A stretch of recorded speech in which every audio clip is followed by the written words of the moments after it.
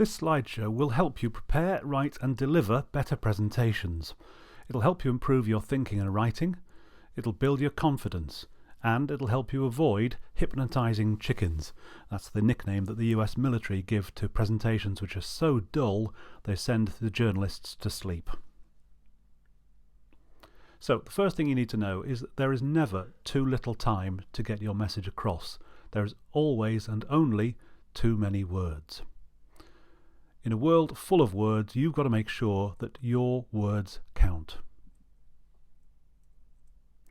So we're going to talk about how to prepare a presentation, how to write, and how to deliver. The first thing we need to do is lay a myth to rest, that if you are going to be a great presenter, you need to be some kind of wild extrovert. It's just not true. In fact, extroverts find presentations easy, but only because they're liable to ad-lib and go off script and wing it. Whereas in fact, they may be causing more problems than they realise. Introverts find presentations really difficult, but they are much more likely to prepare harder and stick to the script. The Roman philosopher Seneca said that anyone who speaks too fast is like a man racing down a hill that's just too steep. He's going to lose control. He's not in control of his words, he's not in control of his arms and legs. The person who's speaking too fast is likely to say something they will later regret. Put it quite simply, they're likely to fall flat on their face.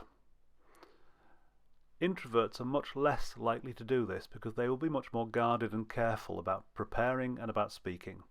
So extroverts need to learn to slow down. If you haven't already seen it, this is a great presentation by Amy Cuddy on TED. It's about how your body language shapes the way you feel. And quite simply, there are certain things you can do physically, certain poses you can strike, which will help you feel more confident. It's well worth having a look at this talk. But moving on to how to structure your approach to a talk, how to prepare properly. There are three things, according to Aristotle, who's the last of the ancient philosophers I'll mention. According to Aristotle, there are three things you need to think about in any kind of presentation: ethos, pathos and logos. Ethos is your values. So it's quite simply, why are you standing here now talking to us? Pathos is thinking about your audience and their values. And you think about that because you need to know, why should they listen to you? And finally, when you've thought about these two, and only then do you think about your message. So that's how you should prepare. Now let's move on to how you can write, because the writing and the thinking go hand in hand. As I said before, you need to make your words count. The world is full of too many words, and too many of them are either jargon or cliché. We use jargon when we feel uncertain of ourselves and we feel like we need to fit in. So if everyone else in a particular business uses a particular phrase, we use it too. But we don't need to. The danger with jargon is twofold. First of all, it excludes outsiders, makes them feel stupid. And secondly, you might actually not know what you're really saying. And that's really dangerous. And the second area of wasted words are clichés. And the reason why clichés are a waste of words is because they represent someone else doing your thinking for you. You're trying to say something, and you reach to the shelf and pull down a phrase that's already been used, it's already been made for you. And you do it when you're struggling for something to say, but what it means is you're not thinking anymore. Someone else has done the thinking for you. And again, the danger there is you don't really understand what you're saying. The other danger is people think they know what you're saying and therefore they stop listening. The copywriter Dominic Gettin says, "Kill as many clichés as you can. They are not an endangered species." And one of the greatest writers when it came to exposing clichés and killing them was George Orwell. George Orwell once wrote in an essay about a cliché-ridden writer, and he said, "An accumulation of stale phrases chokes him like tea leaves blocking a sink." And in that one sentence he's created a beautiful image to describe a writer who uses clichés.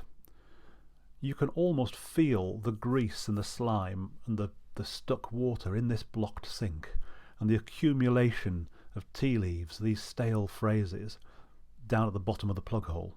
He's created a beautiful visual image, a visceral image. We can feel it as well as see it. What Orwell says you should do when you're writing is get your meaning as clear as you can through pictures and sensations, and delay using words for as long as possible. Now, I've thought how you could do this, and I think you could do it in 2 stages.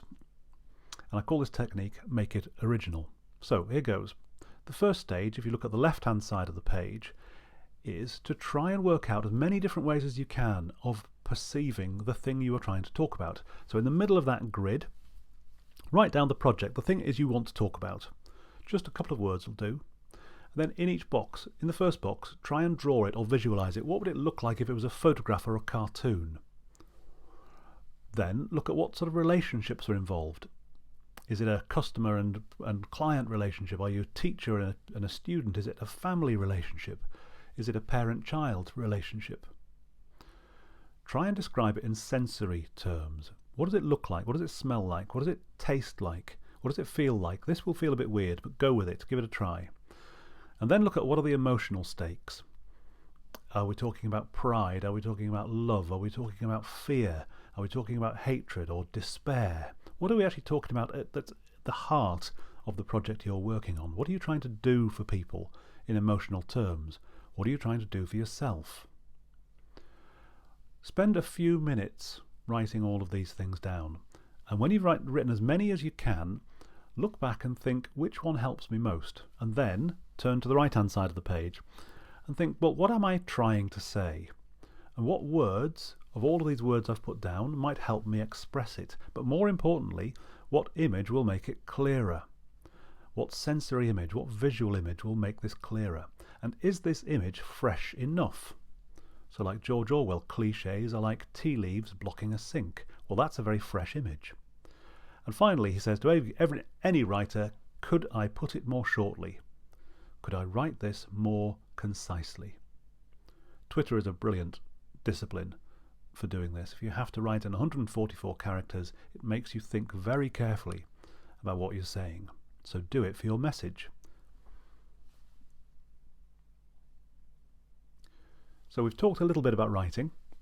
Let's talk about delivery, how you actually stand up and deliver your message to your audience, because what you realize is that the best speakers get the audience in sync with them.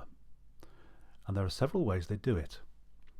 These include repetition, antithesis, which means using one thing and then the opposite, and omission, leaving gaps and letting people fill the gaps with their own ideas. Repetition first. Let's look at 3 British Prime Ministers and how they used repetition. Margaret Thatcher, responding to the European Commission's desire to expand its powers, described those powers and then said famously, no, no, no. Tony Blair said that his 3 priorities for government back in 1996 were education, education, education. And Winston Churchill, after the Battle of Britain, famously said that never before in the field of human conflict had so much been owed by so many to so few. In each case, the speaker uses repetition. In this case, always repetition in 3s. 3 is very powerful. If you say something once, people might miss it. If you say it twice, they realise there's something important going on. And when you say it a 3rd time, that's when they remember it. Any more than 3 becomes like a list, it becomes boring, but 3 is very, very useful. And you'll find all kinds of people use this repetition in 3s to get their ideas across. Let's take antithesis. There's a famous example of Queen Elizabeth I riding down to meet her troops at Tilbury Docks as the Spanish Armada was sailing towards England to invade. And here she was, the head of the country, the head of the army, but a woman, in an age where women were not expected to be war leaders. And she gave a speech to the men assembled there at Tilbury Docks. In that speech she said to them, she challenged their prejudices about female leader head on, because she said to them, I may have the body of a weak and feeble woman, but I have the heart and stomach of a king. She was doing two things. She was tackling their prejudice head on rather than hiding from it, and she was using antithesis, stating one thing and then giving the opposite. The body of a weak and feeble woman, the heart and stomach of a king. It's a very powerful tool. It's used all the time in advertising when advertisers want to make an impact. Take, for example, these adverts from the Jigsaw clothing range. These appeared all over London about 18 months ago. They really catch the eye because it says wear green and she's wearing red. Prints are back, she's not wearing prints. Polka dots are in. Where are they? Go floral. No, that's a grey suit. The words and the pictures are fighting each other. They are opposite. They are an antithesis. And that's what grabs our attention. We are fine-tuned to pick up anomalies all around us. And so this kind of opposites, antitheses, truly grabs our attention. So you can use this in writing to grab people's attention. Let's move on to omission, leaving things out. The writer Ernest Hemingway once said this story, "For sale, baby shoes, never worn," is the saddest short story ever written. Why is this small advert appearing in a paper? It's obviously because a baby has died before it ever got a chance to wear those shoes. It's a terribly sad story, told in just 6 words. And it works because the readers, us, we fill in the gaps. The omission allows us to think, and actually the act of thinking to fill in those gaps makes us more invested in the story itself. So you can use gaps in a presentation. That can be pauses in the way you speak. You're inviting people to imagine what you're going to say next. It can mean information you deliberately leave out. I'm going to play you a short clip now, and it's really powerful, and I think it illustrates several of the things I've talked about. The speaker you're about to hear has, when he gives this speech, he is on trial for his life. He is charged with treason. The penalty for treason is death or lifetime imprisonment. He speaks very slowly. He pauses.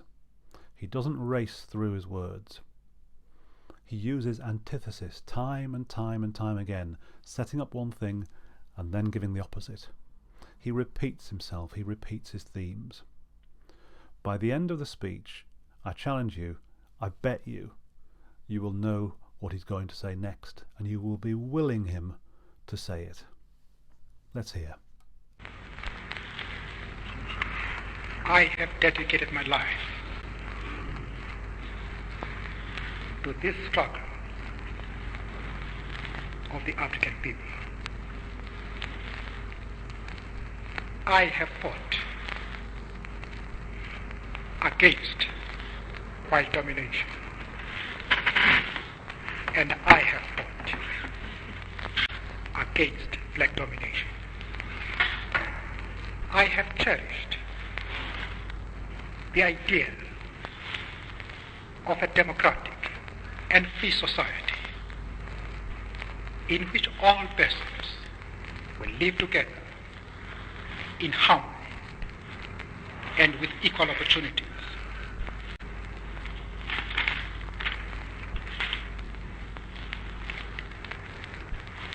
It is an idea for which I hope to live for and to see realized. But my Lord, if it needs be, it is an ideal for which I am prepared to die. So to recap, a good presentation is all about how you prepare, write and deliver. If you're interested, I can show you how to improve your writing, boost your confidence, meet your audience's expectations and sometimes mess with them. I'll show you some tricks of visual presentation and how to avoid hypnotizing chickens. All of these techniques covered in a book that's coming out in May 2016 called Be Creative Now, written by me, Steve Rawling. I can do bespoke training for you. The book's out on the 6th of May. You can follow me and find out more information and get in touch via Twitter at Steve Rawling.